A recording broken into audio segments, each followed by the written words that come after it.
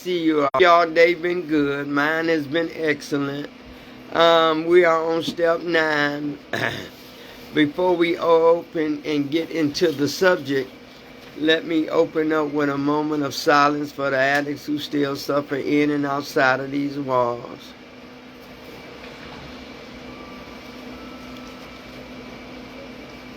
To the Father, my understanding, who I choose to call God, thank you, Lord, for allowing us another day, allowing us to be clean, allowing us to deal with this word called addiction. Thank you for opening doors that has been closed on us. Thank you for showing us that we are beautiful peoples. Thank you for showing us that nothing stayed down that can't get up. And I thank you for all the shelters and the group homes and for the women's and men's. Thank you for the treatment facilities that's helping people's get their lives back on track and their thoughts together and making a decision to get free of drugs and alcohol. God, I thank you. I thank you for opening doors, plenty doors that's been shut on us. You open them and you continue to open them. Bless the families who have lost loved ones due to addiction, due to overdoses. May you continue to bless them and show them that they still must go on and find a way to get through their loss. And with you, anything is possible. Hello, hello, hello, y'all. You know, today has been such a good day. You know, we are on step 9. May direct amends to such peoples whenever possible, except when to do so would injure them or others. You know, that's a good step. That was a step that, you know, I had to get a reality check and I had to understand what that step means. And, you know, and when I came into recovery, everything was new. I was confused. I was bound. You know, I felt lost. I felt rejected. I felt denied. I felt I needed to do something different in our life. Hey, LaTanya West, how you doing, baby? You know, and, you know, this step right here is a step that you really got to do some reading and some soul searching and looking and understanding and receiving and admitting and taking accountability. You know, this step takes you through all the process you must go through. But, you know, this step, you know, I told my sponsor, you know, for ones that's in recovery, you must maintain your sobriety on, no matter what happens in your life. And things will happen. You believe me, things will happen, come up on you. You didn't see it coming. People will reject you. Some of them will like you. Some of them won't. You know, but I made a decision in my life to turn it over to a God of my understanding that could help me figure out my life, figure out what's going on, figure out what caused me to want to have to make direct amends. And, you know, I made them. I made direct amends. I mean, face on, person to person, direct amends to the person who, you know, that I had hurt.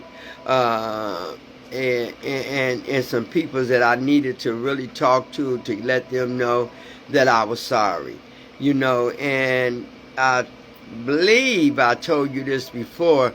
When you get to this step, you have to have an open mind and willingness to understand. A lot of people ain't going to accept your forgiveness. They ain't going to accept your amends. Some peoples don't, and some peoples will. And I learned that out doing this step. This step is something else. Because this step knows that you're working on something. This step knows that you finally awaken yourself to let you know that you're now standing on accountability and applying these steps to your life.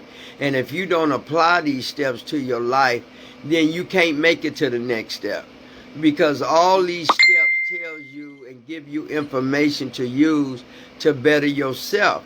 And I came to a point to where, at first I was scared to make a direct amends. I was scared to face people's on all my self-centeredness and the things that I'd hurt them, the things that I did, and I did a lot. My story is just like your story. Thank y'all to my listeners, to my viewers. Thank you for letting me come into your home, your house, your car, your bathroom, your bedroom, your kitchen, wherever it may be. Because this is a critical thing that we're talking about, this disease of an addiction.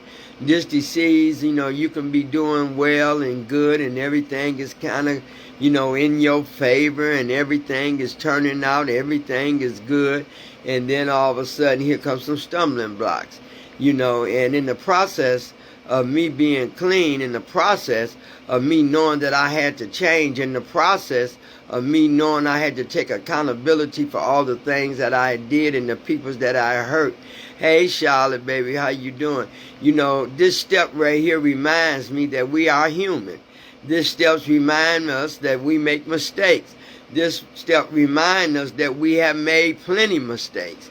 And it's like you got to clean up what we messed up. And I found myself, partially ready and wasn't ready. I was scared of this step because this step was going to really show myself what I needed to work on. Step 9, made a direct amends to such peoples whenever possible, and accept when to do so would injure them or others.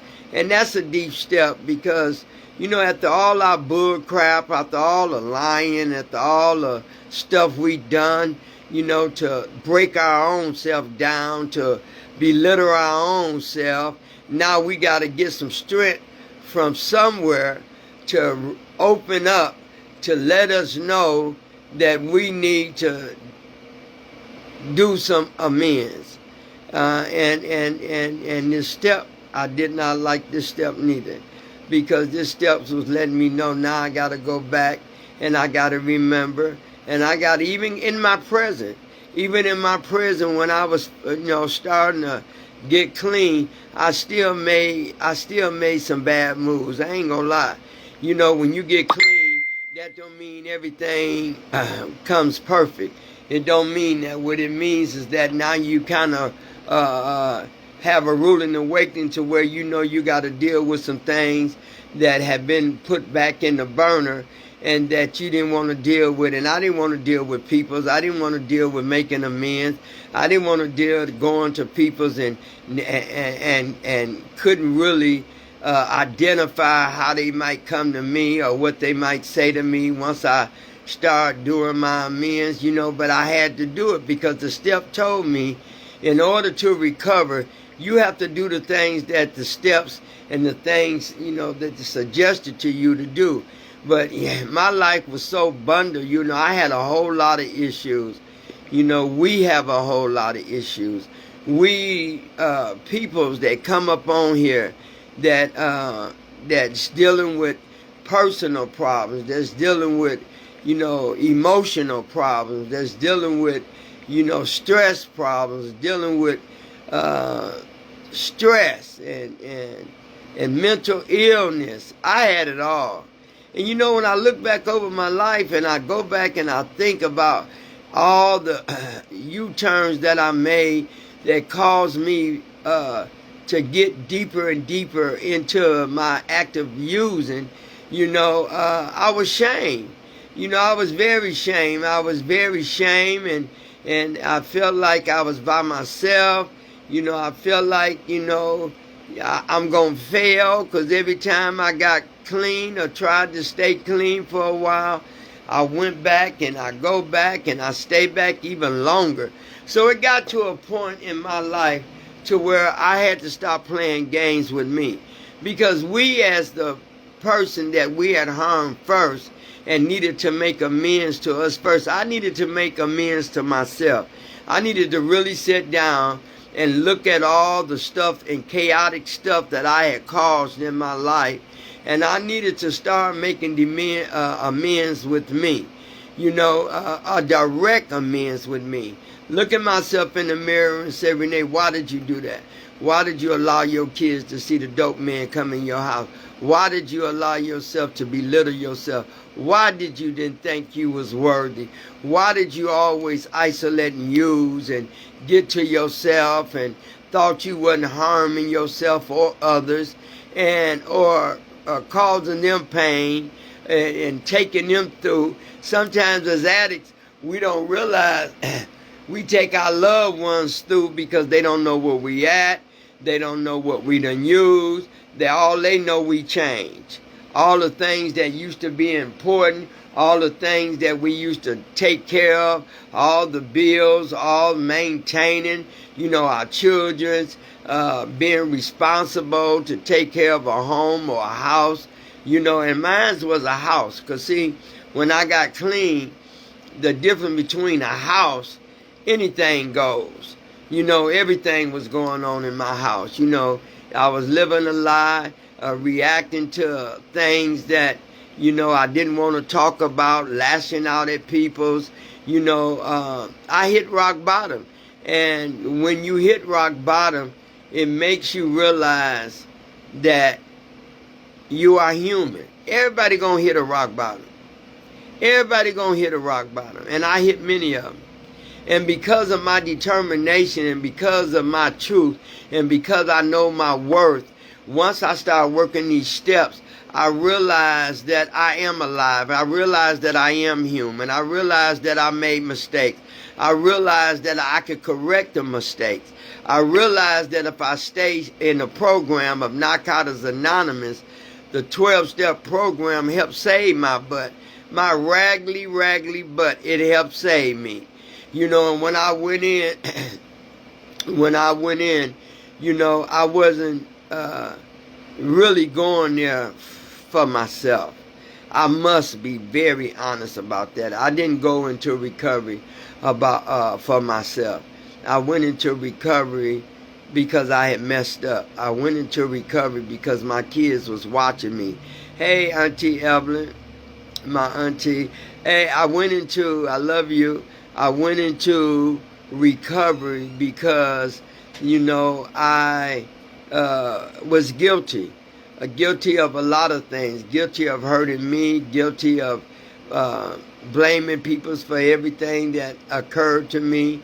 Even tried to blame people. They the reason I got high. And, but when this step says made a direct amends, I didn't want to make no amends. I wasn't ready for that.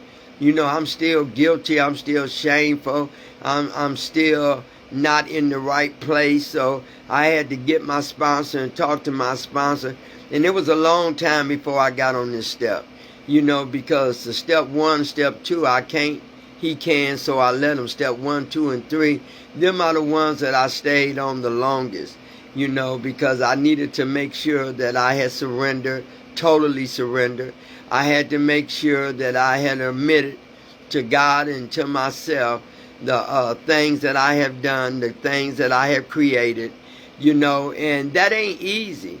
And sometimes people think that when you come into recovery, we on our way to being clean, we on our way to restoring, but, we got to go through some stuff before we get to that point. And when it got to the point to where I was just very sad and ashamed with me. I was very selfish. I was very rebellious. I was very emotionally broken. So, I remember when me and my sponsor went through this step, it was real painful for me because anything you're not used to doing in the midst of being clean because it's new. All I knew that I used, I did everything. Drinking, anything you could think of, I tried it or I did it. I was a runner, and runners do that. We get to picking up stuff, trying new things, trying to escape from everything that we're going through. And when I got to this step said made a direct. And direct means to that person. You know, like I said, I made amends to me first. I had to. Hey, sis, my sister's on there. Evangelist Selena Green. She comes on Tuesday night. Get some spiritual and healing from her. Evangelist Selena Green, Tuesday night at 7 o'clock. If you in for a treat. She always bless my soul all the time. Just talking to my sister, me and her reminisce.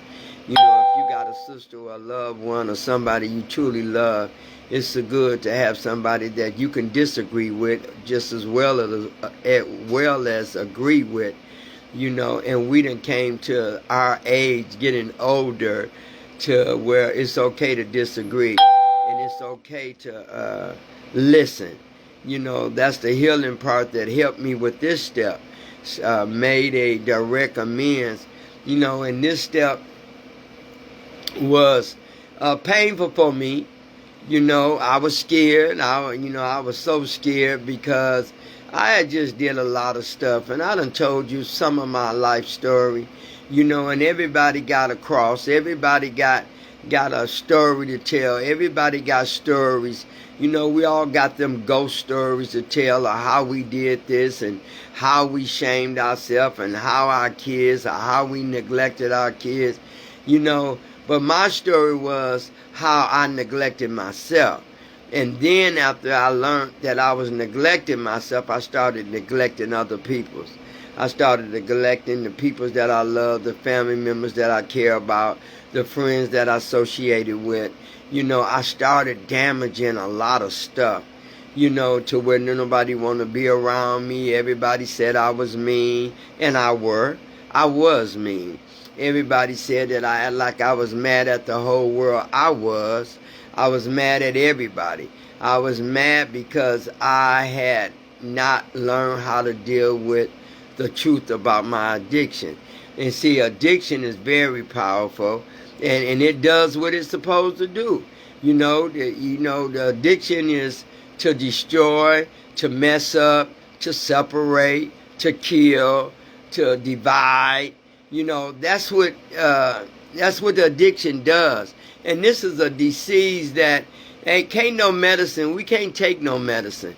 We can't take nothing. When stuff come up in our lives, and like this step, now I got to make amends, you know, because I'm clean now and been clean for almost 8 months to a year.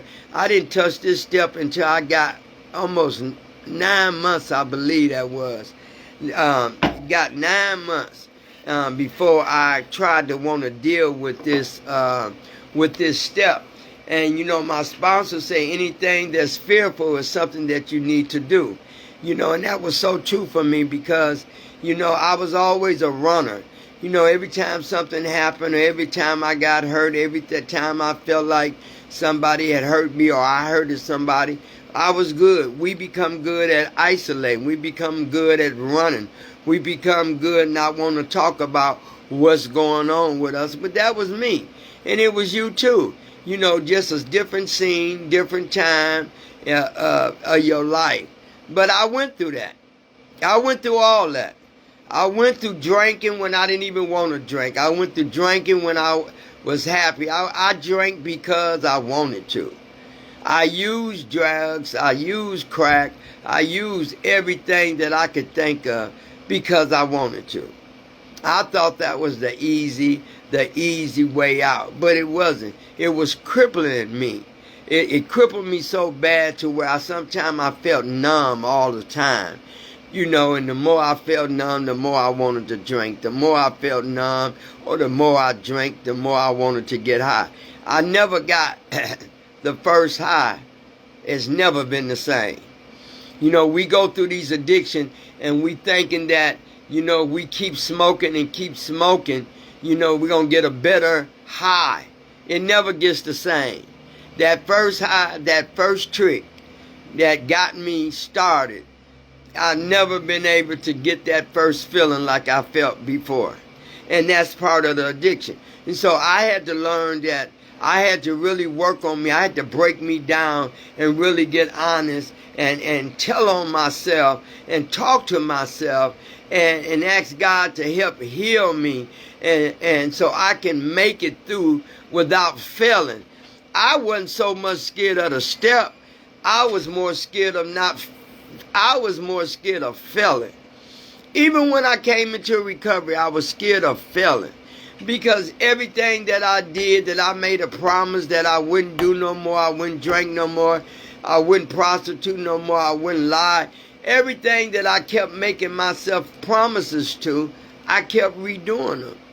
And so when this step came, this step, when I faced this step, I was going through a struggle because I felt like, what if I go to somebody and make a direct amends to them, and they don't accept my amends?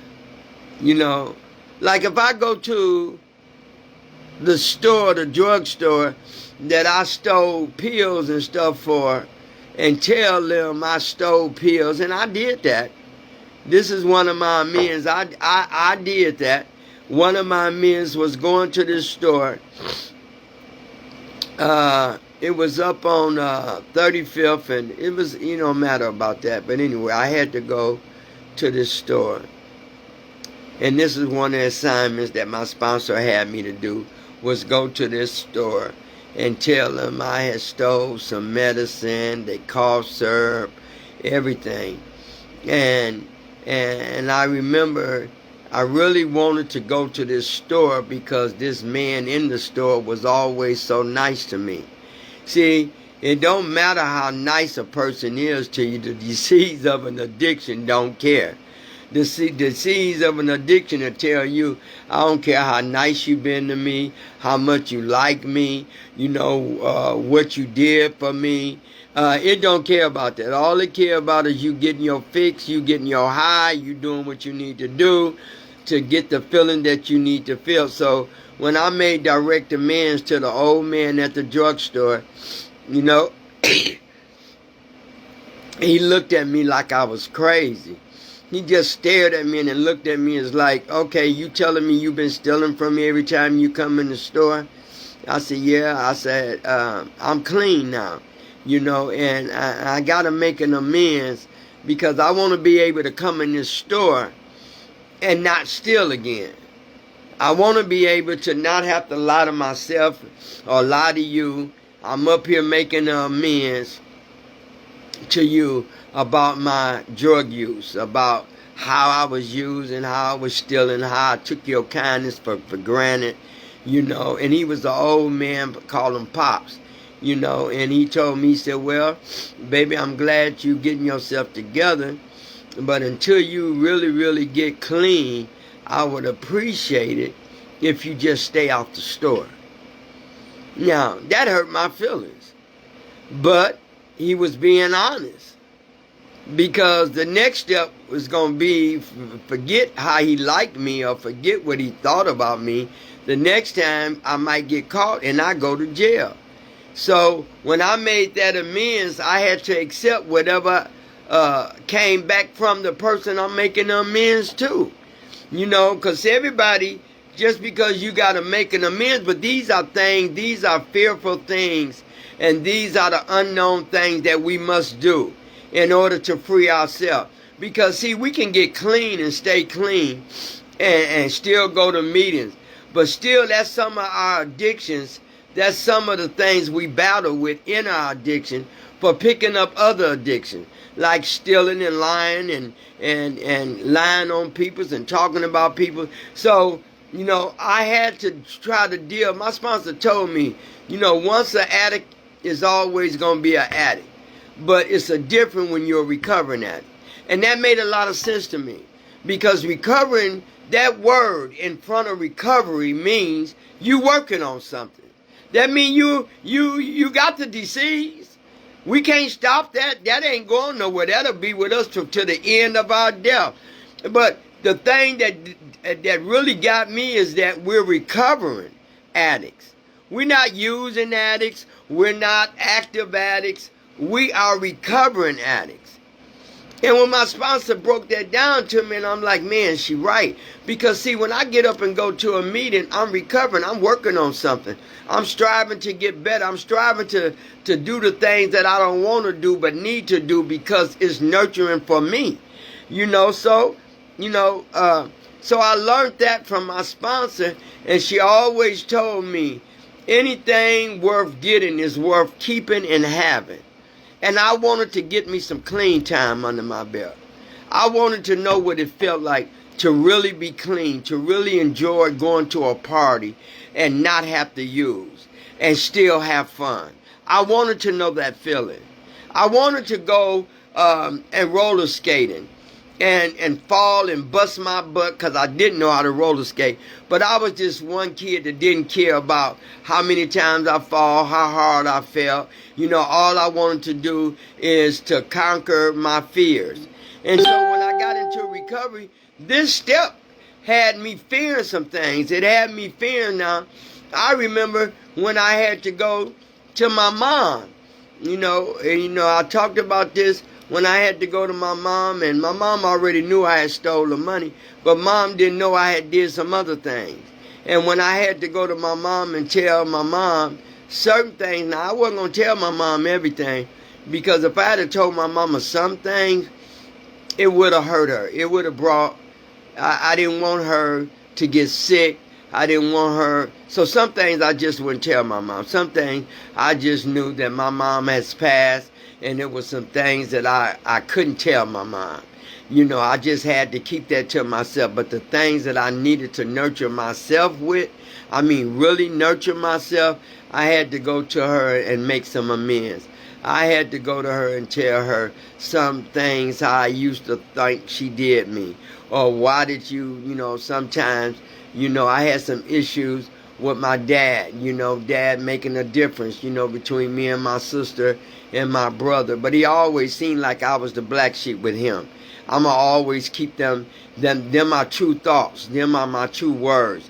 My dad always made me feel less than. My mother always made me feel like I was the one she loved and cared. She knew what I had been through with my dad, because I heard them argue plenty of times about how it makes me feel, and that too brought on my addiction.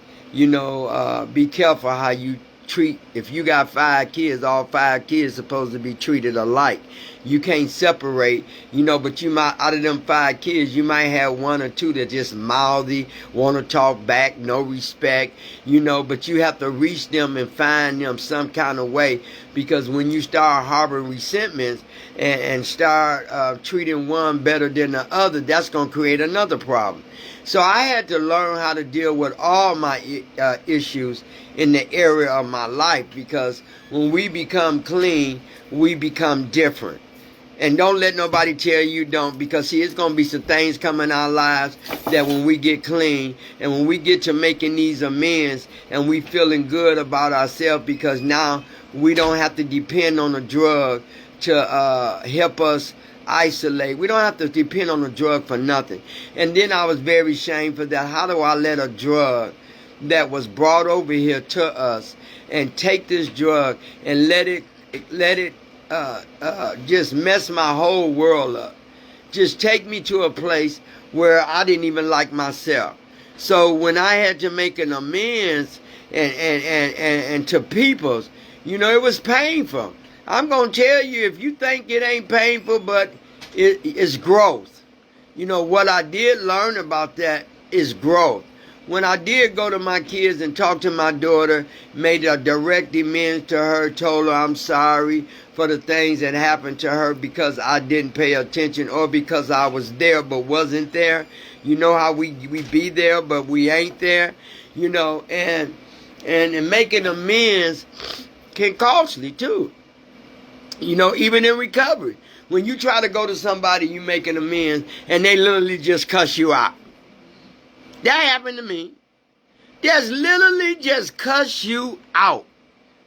You trying to make an amends, you trying to escape all the memories and the thoughts of how you did somebody, how you accepted people's lying on you and you didn't care because at the time you was active using. And and so when I go to people's and I go to tell them I'm sorry, that's why it's different now. Now that I've been clean all these years, if I come to you and say I'm sorry, man, I'm real proud of myself, because it was a time that I would get high on sorriness.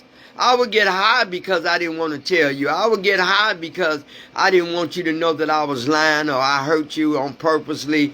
I did some crazy stuff. But in recovery, it teaches us that we must grow. No matter how fearful we get, or no matter how not sure of things we are, we still must give it our best in order to see how it works out for us.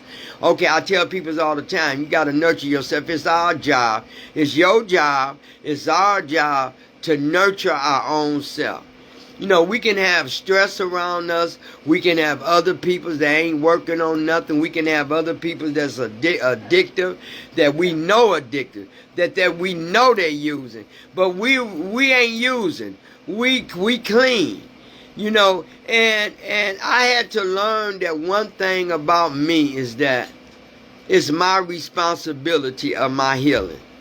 It's your responsibility of your healing. It's your responsibility of your nurturing.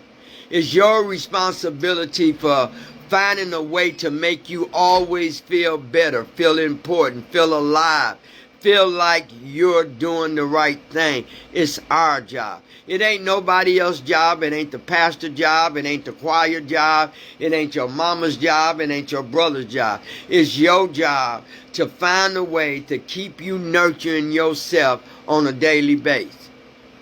It's your job. Just like your job is your recovery. That 9-step when you made, it was my job to when I went to making amends to people's, and it didn't go right. It didn't. I ain't gonna lie. Some of the amends I made, the first 5 amends was terrible. Was terrible. Before I can even get to my mom and to the kids, it was some associates and some friends that I really had to start with, because I had to break a loose from them because they were my using buddies. But you see, now I'm not using no more. So I went to them to make amends because I know I was finna separate myself from them. I already knew that. Chaotic. It's like when I tried to make amends, like one person, this one person was my best friend. And I stopped going by her house because her husband was an a-hole. Straight up. I didn't like him. Even in my active using, I didn't like him. I could have used and drank with him and got high and went to bed with him, but I didn't like him. But because I didn't go to her right away and tell her about how no good her husband is and how he tried to sleep with me, then she had resentments against me because I didn't tell her right away when it started. And like my sponsor said, your journey is your journey. The way you approach a person, you have to think about how you're going to approach this person. You got to approach, everybody, we have to do what the step tell us to do, but only if it ain't going to hurt or harm another individual. And I understand that because I made some amends that harmed somebody. I made some amends that caused somebody to go to the hospital. I made some amends. And I didn't know the reaction from making amends to a person directly, to their face, not over the phone, not through internet, just directly caused them harm. So you really have to think when you get to this step, because everybody don't give a mess about you recovering. Everybody don't care about you finding a new way to live. They only remember the active user. They only remember the person that they got high with, that they stole with, that they lied with, that they manipulate with. They don't know nothing about recovery because they ain't in recovery. So I got broken even being clean. I got broken because people didn't accept my amends. I couldn't, I did what they told me. I told them I was sorry. I did this. I was the one that took this. I did this. And I'm coming to you. And man, I got literally cussed out. And so therefore it scared me to continue to go on through this step. It really scared me. Because see, now I'm clean. I'm pissed off. First of all, because you didn't accept my amends. Now I'm clean. Now I feel like I want to bust you in your head because you didn't accept my amends of me apologizing, genuine apologizing. So that sent me in another a spiral moment. And so then I had to call my spouse. I said, well, you didn't say making amends to certain people was going to cause me some harm or cause me to get sick or cause me to get in trouble or cause me to think the way I was thinking. I wanted to bust this girl in her head. And she laughed. She said, but did you? I said, no, but I wanted to. She said, but we all have wants. We all get things in our mind that we think of, but do we act on it? I said, I looked at that and I said, yeah, I guess. Yeah, you're right. Because see, the old Renee would have bust you in your head. The old Renee would have snatched your purse and bust you in your head. See, so she had to bring me to a point to realize that no matter what reaction I get from the person that I'm trying to make amends to, you accept that. Because see, now you done made that amends directly to that person. And when you made your direct amends to that person about something you did, it's about you. It's about cleaning out your closet, being honest with yourself so you can continue to work a program. So that's right for you, that's nurturing you. Because see, if I had came into the program and I didn't see the results of working a program, I wouldn't have kept staying clean. But see, I saw the goodness of staying clean. I really actually saw the gift of making a direct amends to people. At first, you don't see that. Because when you making direct amends to somebody and somebody throw you off, you don't see it coming, and somebody throw you off and they don't care about your amends, get the hell out of my face. I don't want to hear that. You hurt me. You did this. You did that. So I had to learn. She had to teach me making amends when they ain't going to always be like that. You're going to have making amends where you ain't harming nobody or hurting somebody, or you just making your amends. It ain't going to always go in your favor. And boy, did I learn that. But you know what? I had better acceptance on when I go make these amends, whatever come out of the next individual mouth or how that person act. Accept that, because that's a part of your healing and a part of your making amends. See, I've been broken too long to continue to stay broken. So when I made them amends and I was sincerely truthful, being honest. But sometimes being honest, you don't get the reaction that you really want or you look for. Everybody don't have a forgiving heart. Everybody can have a heart like you used to have. I used to have that holding resentment heart. I used to have that heart where I don't give a doggone. Just leave me alone, stay out my face. I don't give a doggone if you live or die. That was the heart I used to have. But when you come clean and you start working a program, and then you have to realize, okay, they ain't on my level. They ain't reach where I'm at. I'm at a whole new level because I don't ever want to use again. I got to a point I don't want to use. I hate this disease. Every time I get on here, I'm going to tell y'all how much I hate this disease. Because this disease tricked me. It made me think that I was going to be an okay person just active using. I can still maintain my good thoughts. I can still maintain my cleaning thoughts. I can still maintain loving and caring and doing for my kids. But then as I started to get high and drink, I realized I was making stupid mistakes. Like getting fired from a job because I didn't call in or show up. Too drunk or too high. And I'd have missed a good opportunity of having a good job. Or the disease of the addiction didn't tell me that that I was going to end up hurting my kids in the long run of using and drinking and getting high. It didn't tell me that. It only told me that I'm feeling good. The alcohol makes me feel good. The crack cocaine, all them pills, everything made me feel good because I didn't give a doggone. I didn't care about how other people looked at me. I didn't care about what nobody thought. I isolated myself from everybody. Stop answering the phone. Stop opening my door. You know, living in this inclusive place in my life. You know, so now it's to a point to where I'm trying to change the way I think and act being clean. And it wasn't easy because as you work the steps, you know, you still got unidentified things yet that you haven't came up or haven't popped up. Because see, you can be clean in maybe 2 or 3 years and all of a sudden you done kind of, you know, diss that, ain't thought about that, ain't went through that. But yet it pops up.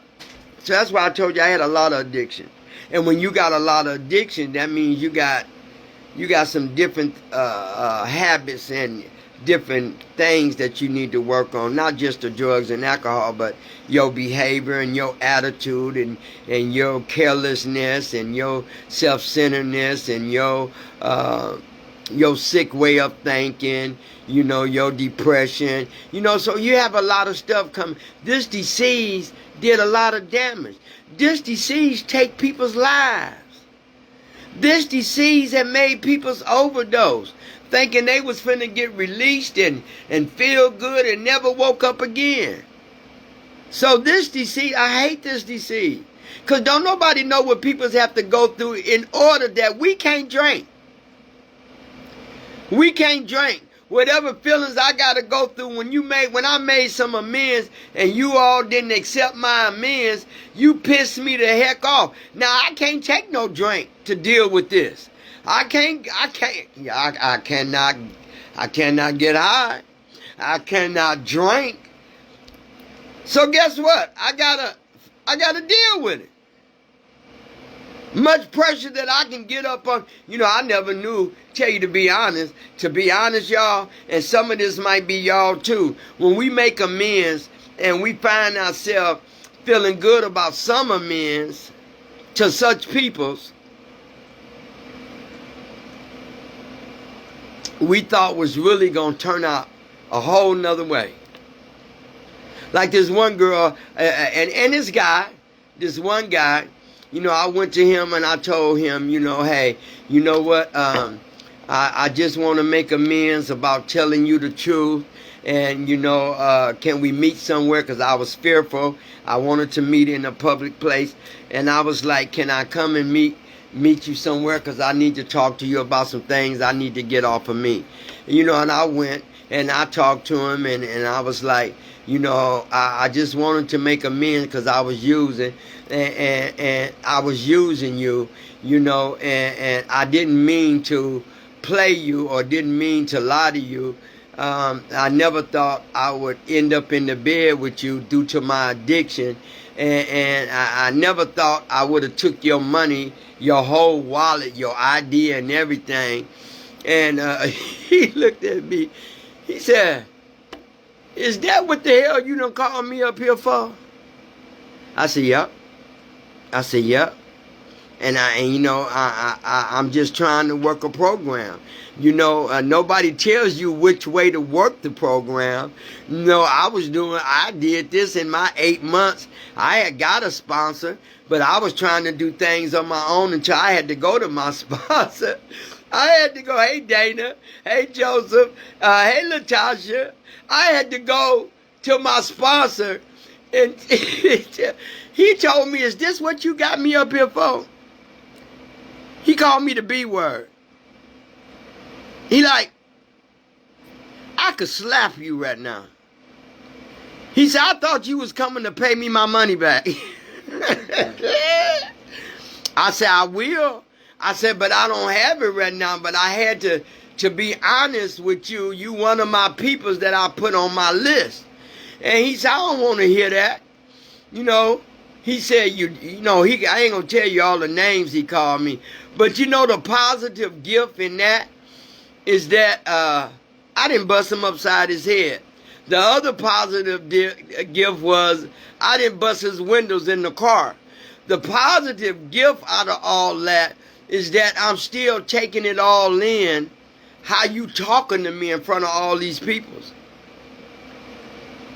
But to me, that was a gift because the old me didn't show up. So that let me know I was growing.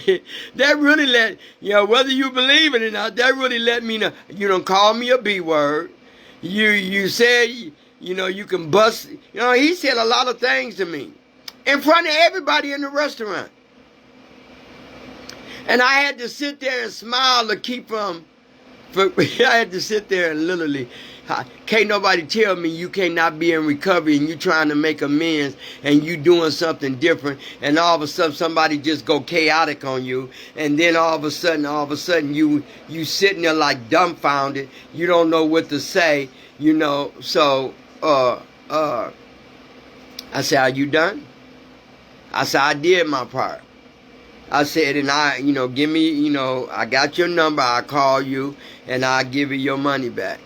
But see, I had to realize one thing. When I met him, he was using. And maybe he's still using. I don't care, I don't want to know. I don't care. But I did pay the man back.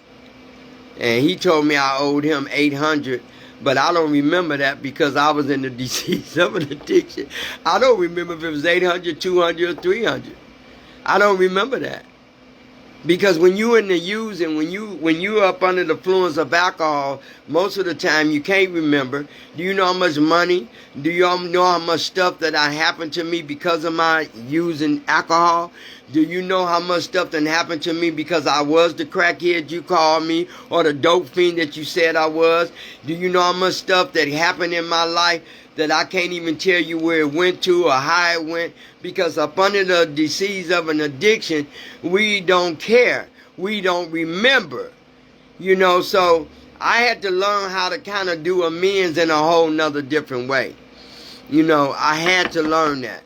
Like my sponsor said, that's something that you have to nurture yourself with. Because everybody ain't going to accept your amends. Only person that I knew that really accepted my amends was my mother and my kids. And a couple of guys that I used to date. And got theyself together. But other than that, I had to make an amends. Only not for them, for me. Because I was still carrying that mess.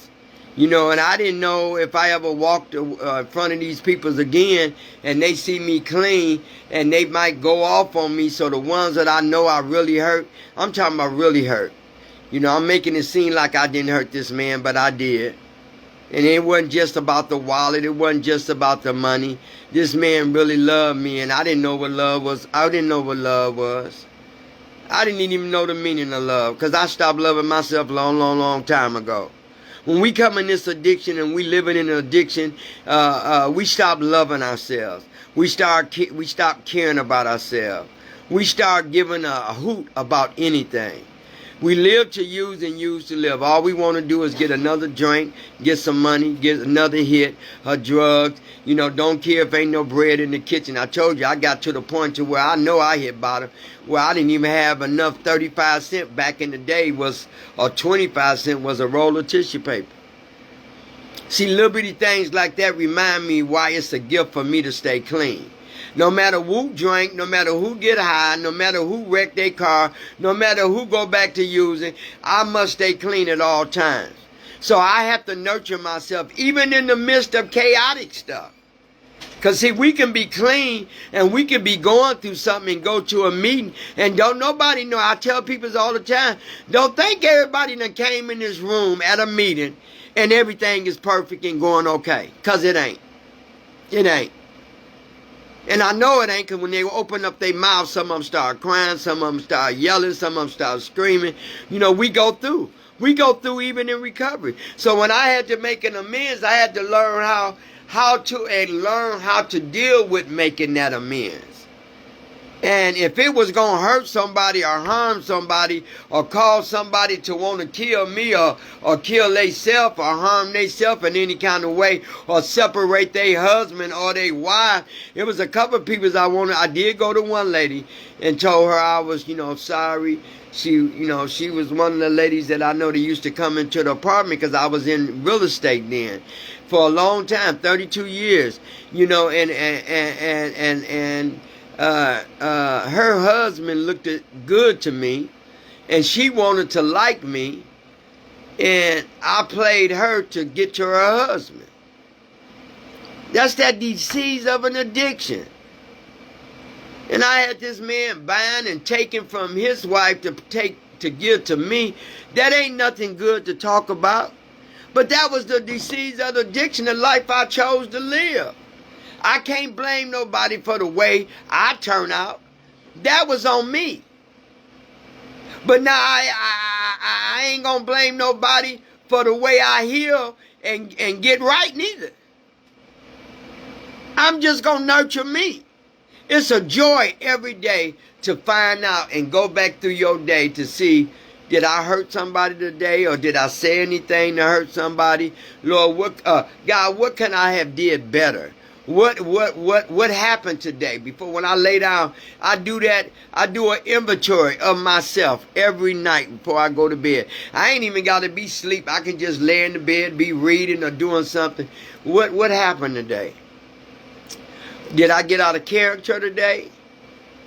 Because see, that's how, if you don't check yourself and do an inventory, it'll slip up on you. And before you know it, you keep slipping up. You keep doing things. You gradually, if you ain't paying attention, you will go back. So making that amends, direct amends, taught me a valuable lessons. Because people's just not going to be that open mind person willing to forgive you and hug you and say, oh, I'm so glad to see you today. That ain't gonna go that way. Sometimes when I made amends, I had to cry. When I made amends to my mom, I had to fall on my knees and put my lap in and put my head in her lap and tell her how sorry I was. I was so sorry. To crawl on the floor like a dog, take 45 minutes to crawl, and 10 minutes before I decided whether I was going to go in her bra and take that money out of her bra. I was sorry. When I fell on my knees and put my head in her lap, she was one of the amends, making direct amends was worth it to me. Because she knew I was genuine hurt.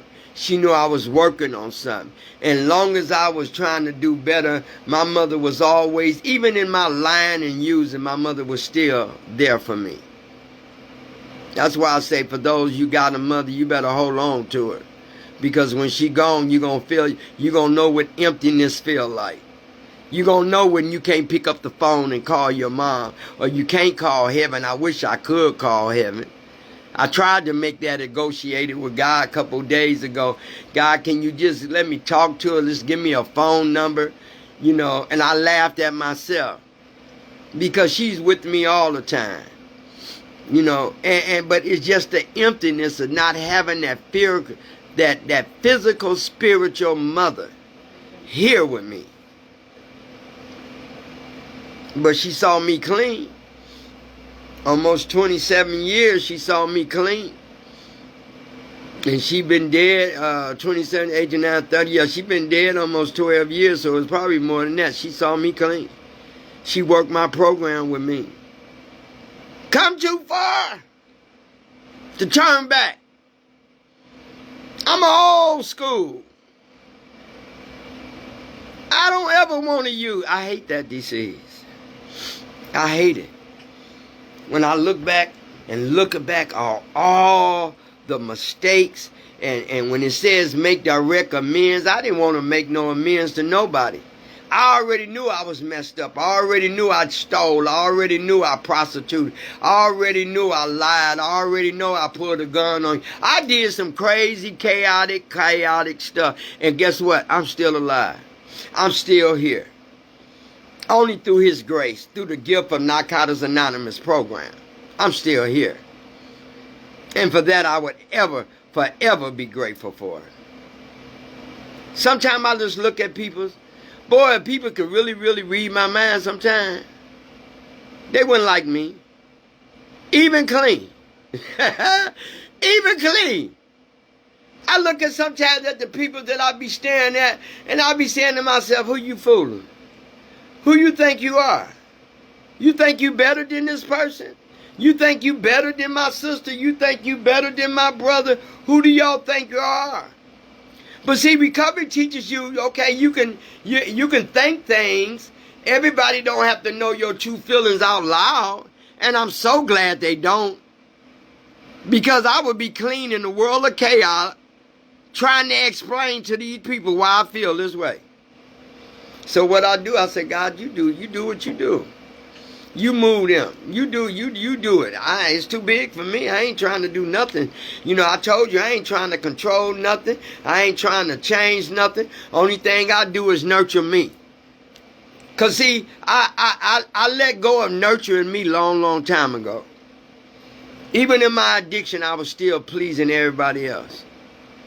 Even in my addiction. This is seeds of an addiction. I always made sure I'd have my grandbabies, made sure I had my kids, made sure I had everything, gave them. You know, time has changed now. Time has changed, because sometimes I don't hear from my grandkids maybe in a month or maybe 2 months. Sometimes I don't hear from my daughter maybe a week or two. But you know, their life goes on too. You know, that life goes on too, is letting us know we getting old. Because they getting older. See, I learned to accept things for what it is because, see, I'm nurturing me. I ain't making no more demands until I know that I'm still in this right place when I make any more demands. But I make them. I do. Let me take that back. I make amends all the time. Because sometimes I just blur out and say something, and then I have to say, okay. It was a better way I could have done that. But right now, I'm called this nurture, making amends to people's, you know, my sponsor never told me when she first started how to make an amends. I took it up on my business. I took it up on my business to go make amends and think everybody was going to be happy tooty-footy because I'm clean and I'm telling them I'm sorry and you cussing me out. I had to learn that. Because I did damage a lot of stuff. I did a lot of crazy. In our addiction, we do a lot of things. If the walls can talk and we and everybody could tell you all the things we did to get one more, or to get high, or get drunk, I mean, man. That's why I know it's a God, because He kept me even in my using. You know, He kept me when I was in my lowest point in my life. And I didn't think, listen to what I'm telling you, I didn't think I can get better. Until I was introduced to the 12 steps of Narcotics Anonymous. And they taught me a new way to live. And they told me you don't have to ever pick up a drink. You don't ever have to pick up no drugs. You don't ever have to pick up no weed, no matter what happens in your life. And I thought that was impossible. Because all my life I've been using. All my life I smoke weed. I wake up smoking a joint, I go to bed. I call it the funny stick. I wake up smoking a funny stick, go to bed smoking a funny stick. But something changed. A light bulb went off in my head. When I realized that once I start to forgive and make amends to me first, once I started to make amends with me first, and once I learned how to forgive me, Once I learned how to let go of things I could not change, once I learned series of things about me, I was well on my way. I didn't ever think that a program could stop me from getting high.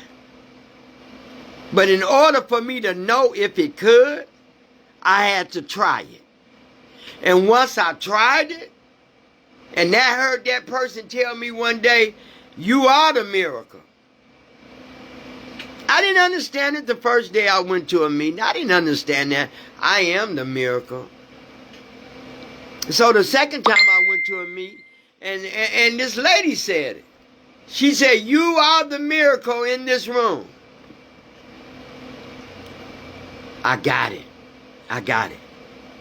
Long as I don't use, long as I don't get high, I got it.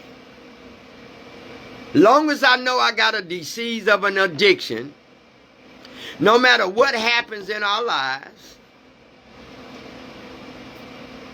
and if I keep staying clean, I ain't got to add no more making amends to my plate. Because I was tired of making amends. Out of all the chaotic stuff I was doing in my life, I don't know about y'all. Maybe y'all was a smooth selling user, and I wasn't. I was uneducated user. I just used because I liked it to get high. I liked it the feeling. I liked it the escaping. I liked it the running. I liked it the moving to a new world of high heights. But when I went into the program came at me so tough. When I went into the hospital for 28 days, man, they broke me. I mean, I cried every day, teary-eyed. I was just emotional. You know, my kids, my sister had my kids, and now I can go and work on myself. And I would tell you that was the miracle. The miracle is because I started to live. I started to change the way I think. I started to change on what I do. I started to change on how to love me. And once you start changing within yourself, you're fine. Even in the chaotic, even when you get clean. Even when you get clean in this life, when you get clean, remember this. There's some news you're going to get you don't want to hear. There's some things your kids going to say or do to you that you just don't understand. There's some things that's going to close that door. It's some things that's going to happen while you're in the midst of you being clean. They're going to cause you some pain. But the miracle in that is that you ain't got to deal with it. And in me dealing with that, and me learning that, man, I could have been doing that all the time, and God told me, no, you wasn't ready. You had to go through this process. You had to go through this journey. This was a journey that I had to go through in order to learn what recovery really means, in order to learn what change really means, in order to learn what loving myself and nurturing myself means. I had to go through this journey. And am I grateful that I was able to go through the journey and live and talk about it? Absolutely. Who wouldn't be? I'm still here. When many of my friends and associates, they dead and gone. So God wanted you to show me my purpose. Now, help me deal with my purpose. Show me what more I need to do. I hate this disease. This disease took a lot. Took a lot of my self-worth, my dignity, my self-respect. It took my joy. It took my mind. It took my peace. And now that I've been nurturing myself for all these years, you think I would give that up to go back to that when I got this? Ain't no way. Recovery is good. It's what we make out of it. I nurture myself every day. I nurture even the way I think. Because sometimes I can look at some people and you just don't know what's going through my head. And I don't say a word. I say, God, remember, it's never a day that I would have ever thought that I could think about something or think about somebody and hold it to myself. That's a big change for me because I blurt it out. I'll tell you just how I feel. You know, I was a hurt person. Hurt people's hurt people. So I was already hurt. So I didn't care. I can tell you how I feel and then think about it. But sometimes I look at people and they can see me looking at them and I bet you they can say, what the heck? Man, be so glad. I am so glad I don't use drugs. Because if I would look at people and really tell you what I want you to know or how I think, you know, we would, hey, you don't know the real Renee. You only know the new Renee. But for the people that know the old Renee, can understand the change in the new Renee. That's same as y'all. I'm talking about y'all too. Some of y'all folks can't believe that you where you at. Some of y'all folks can't believe that you still clean. Some of y'all folks are the people you know can't believe you went to Africa or you went on a trip or you went on a boat. You living your best life. Some of your peoples would never thought that you would be doing the things that you do. But because you nurture yourself and because you love yourself and because you forgave and know how to forgive a person and know how to let go of things and know how you ain't got to hold on to that resentment no more, cause you to breathe and free yourself and get to a better place in your life to where, you know, you ain't got to deal with a person. I don't deal with peoples. Only in my recovery.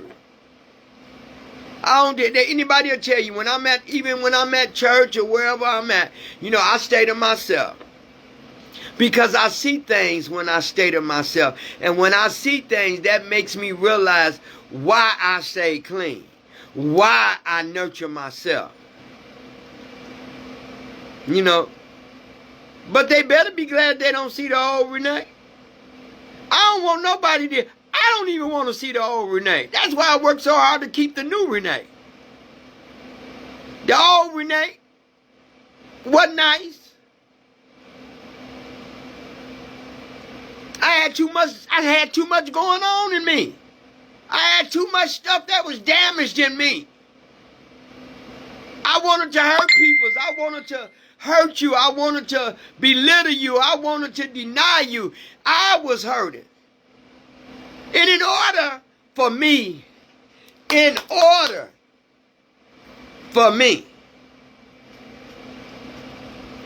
to heal this broken vessel that was in me, I had to start with me. I had to just bust out to God and tell him I surrender. You got to help me because I'm carrying too much. And I can't use. They telling me the way I'm feeling right now that I can't pick up no matter what. They telling me that when I lost my son and he died in my house and he was gone, I can't use, I can't pick up. They telling me, they done told me that now I done buried my mom. The greatest woman I know, I got to say goodbye to my mom, but I can't use. How I'm going to do that? I ain't never faced this yet. I ain't never been through this. I don't even know how to even explain the feelings and all the pains and the hurt that was going through my body when I got that phone call that my mother had passed. And you telling me that I can't go get high? You telling me that I can't pick up and go use? How in the hell? How am I going to deal with that? How? I'm all over the place. I got to drive and bury my mama. Then I turn around and bury my son. Then I turn around and I can't use. What in the heck is y'all talking about? And it popped back. No matter what, don't use. That's all I kept hearing. No matter what, don't use. No matter what, we ask our question, Lord, how am I going to deal with this? God, why did you put me in this position to very lady that loved me, and no matter how many lies I told her, no matter what I went through, no matter how much I hurt her, she still loved me no matter what. And then the God had to tell me my understanding, but she went through your process. She was happy for you. You can't use no matter what. Because you in your purpose. And your purpose must not identify what you picking back up and using. So no matter what pain you're going through, no matter what you're going through, no matter who hurt you, no matter who broke up with you, no matter how you went through a divorce, no matter how you became homeless, look. Using ain't even an option. All I know, I hate this disease. All I know, I ain't never going back. Because everything that God put me in and everything God brought me through was for a reason and a purpose. And that was to heal all my addictions in all areas. I had a lot of addiction. It wasn't just no dope. It wasn't just no alcohol. It was a lot of addictions. Hey, Kabina, it was a lot of addiction. I couldn't even tell you how many addictions I had. I can name some. Oh, man, I had anybody man addiction, prostitute addiction, lying addiction, manipulate addiction, jealous addiction, envy addiction, a resentment addiction, a eating addiction, stress addiction, mentally and emotional damage addiction. So when I tell you that I am the miracle, that you are the miracle, that you are the gift, believe that. Because if you work in a program, you're going to learn to work on everything. Everything. I worked on everything. I worked on the way I ate. I worked on how I lied. I worked on, I don't need everybody's husband. I just want my own. I don't want your husband. I don't want y'all headaches. I thought I was getting something different. But you know what it was? In my using addiction, it was, we use people in a good way or a bad way. And in my addiction, I didn't care who I used or who I hurt. But in my clean time, in me being clean, I care about everything now. I ain't got to put up with you because I deal with you. I ain't got to put up, but you better just hope that Renee don't show up. Because sometimes I have to really escalate and talk to me and bring me down because I really want to go there. I do. That don't mean because I'm clean, I can't still be allowed to feel the way I feel. But I know I can't react the same way I would if I was using. That's the difference. Hey, Anthony. Hey, Charlotte Brown. I done went over. Y'all, I get to going and talking about these steps. And I'm telling you, if you work a program, and you don't need to be a using addict. You can be just an addict, period. You can be you can have all kind of addictions. I had so many. To when I started writing them all down with my sponsor, told me to write all my addiction that I thought I had. At 100 little bitty addictions, I didn't know I had that many addictions. We both laughed. Because little bitty, easy, simple things that I thought wasn't addiction had became a bigger addiction through my using addiction. It ain't just about the dope and the alcohol. It's about the behavior and the way you think and the way you look at people and the way you hurt and the way you hate people and the way you envy people and the way you want them to hurt because you hurt. See, them addictions. And I had to find that out. Because I had to work on that. That's why whenever I go, I'm quiet. I sit back. But now, if enough is enough, and too much is going on, I'm going to speak up. I don't care who like it. Because that means I done seen enough and too much stuff is going on around me that I got to speak up. Because if I don't, I'm going to harbor them resentments. I'm going to re-harbor that. I don't want to have to go make no direct amends to nobody because I ain't worked on nothing. So I got to continue to work on me. I'm a work in progress. I ain't nothing like I used to be. For that, I am grateful. I had to work on a lot of addictions, and it wasn't just the drug and the alcohol, but the disease is here to stay. Only thing I can do for the cure of the disease is don't use. Long as I don't use, no matter what, I am good. No matter who try to hurt me, who bring me down, who put me at the bottom and think I can't get back up at the top. You know, I'm a faith believer. You know, I walk by faith and not by sight because I learned looking at sight can cost you. Looking at sight can pull you into some mess that you think that you got control of. So I don't do that no more. I walk by faith and not by sight. Because sight messed me up last time. Looking at that dope and it looked so good messed me up. It cost me.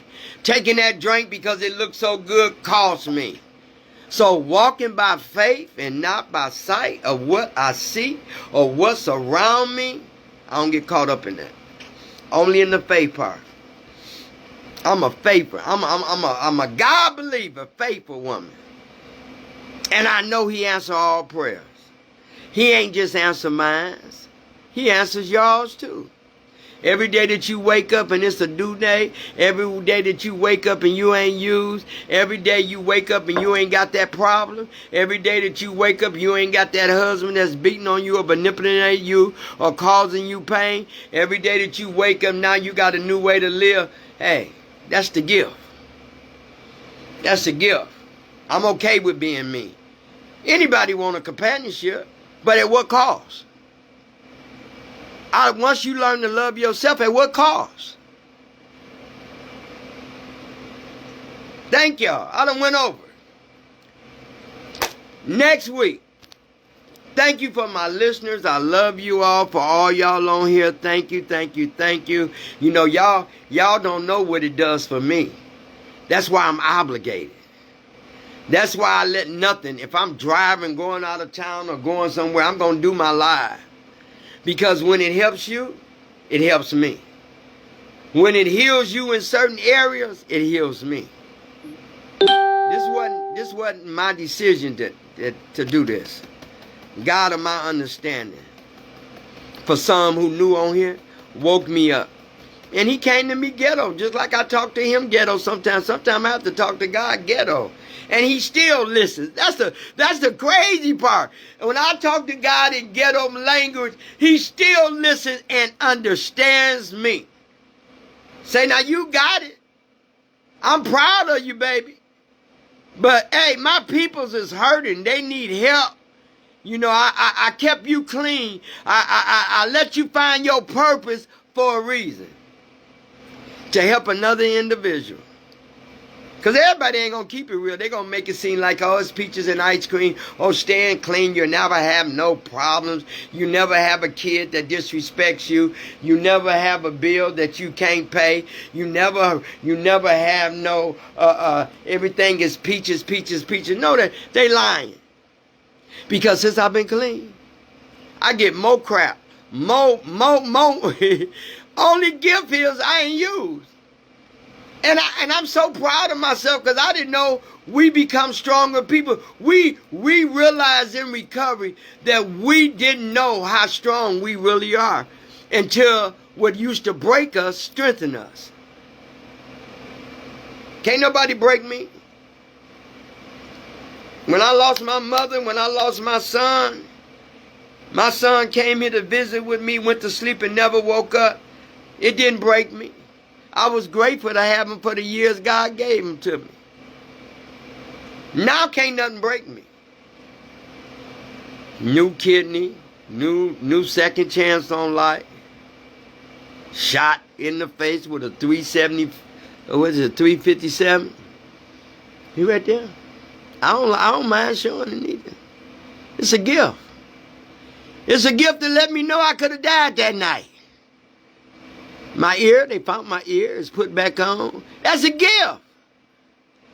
I could have had a half of an ear, but they found it. Hey, everything is a gift to me. Everything is a gift. Waking up in the morning, I ain't used. Going to the bathroom and I got plenty rolls of tissue paper. Wake up. And I cut my TV on and guess what? A picture come on it. That's a gift. See, when I get to think about the goodness of my high power, I get too happy. Because everything that I thought I lost has been triple gained. Every emotional, every spiritual part in my body has been put back. I love who I am. In order to love who you are, you have to find out who you are. You have to nurture who you are. You have to ask God for help. You have to go to the 12-step and ask him for help.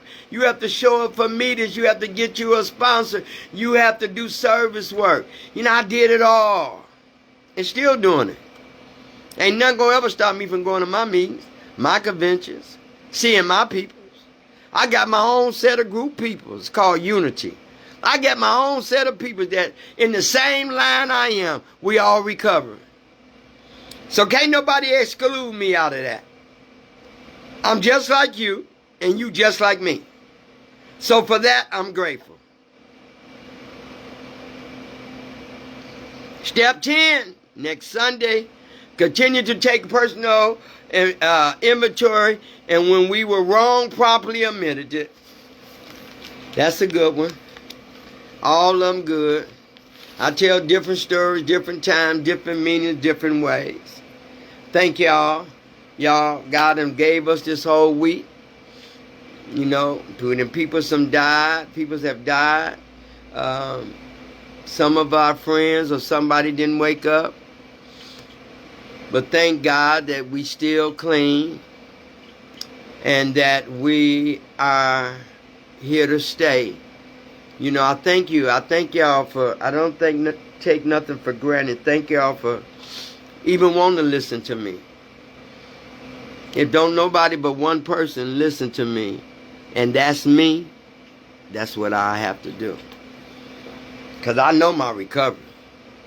I done been clean too long to know that it's people's out here struggling, because I get the emails. I wish you could see the emails and the phone calls.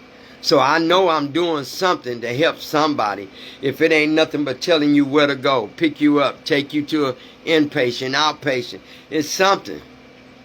We're in a critical world right now. Nothing surprises me. All I know, no matter what they say on that TV or what they do in this world, I ain't using. No matter what. Y'all have a good night. May God continue to bless you, keep you, your families, your children's, the ones who's struggling. It's a way out. No matter what happens, it's a way out. As long as you don't use. And when you get to that nurturing part, no matter what happens, death, hurt, sickness, illness, you ain't got to use. No matter what. God continue to bless you. I'll see y'all next Friday and Sunday. Friday at night Friday at 8 and Tuesday at 2. Right after I get out of church, I come straight here and get on the broadcast. May I say something to help you, to not hurt you, but to guide you, to lift you, to help carry you on to the next couple of days, next week, next year, next multiple years. Start loving on yourself and see how everything you touch will prosper. Believe that. Thank y'all so very much. And do something nice and kind for someone today. Remember that. Tell them Renee or Mama Tutu said do something nice and kind for someone today. I had that on my answer machine. Hello, this is Renee. I'm not available to take your call. But I would tell you this, leave your name and number, and before I hang up, I want you to do something for me. Do something nice and kind for someone today. And then people say, Renee, that is the most beautiful. It's the truth. Do something nice and kind for somebody today. Because it might not be a time when you can do nothing. So do it while you can. May God bless you. Love you. Good evening.